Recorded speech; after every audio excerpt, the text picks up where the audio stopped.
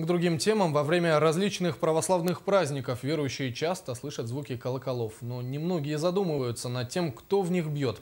Татьяна Магит решила это исправить. Она поднялась на колокольню Свято-Троицкого храма в Мирном и пообщалась со звонарями.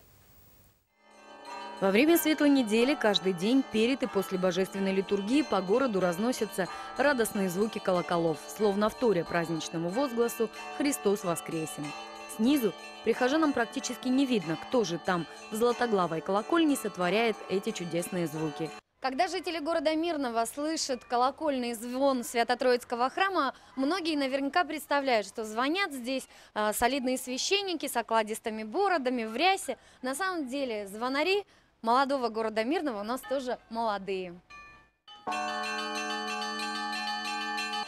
Катя Сидорина пришла в храм меньше года назад, но уже сейчас не представляет своей жизни без церкви, колокольни и благодарна тому моменту, изменившему всю ее жизнь.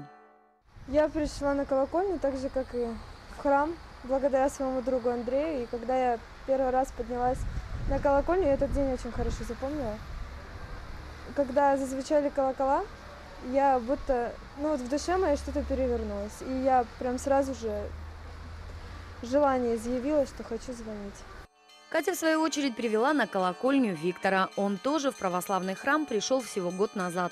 Для него это было принципиальное важное решение и осознанный выбор, к которому с уважением отнеслись родители-протестанты. Для него сегодня колокольный звон – особая музыка.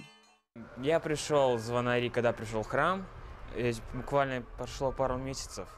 И мне предложила девушка, Катя, она тут стоит, обучаться с ней колокольному звону.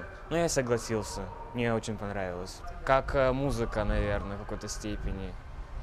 Я любил колокольню, поэтому возможность сыграть самому. Вот это вот зазвоны, самые звонкие колокола.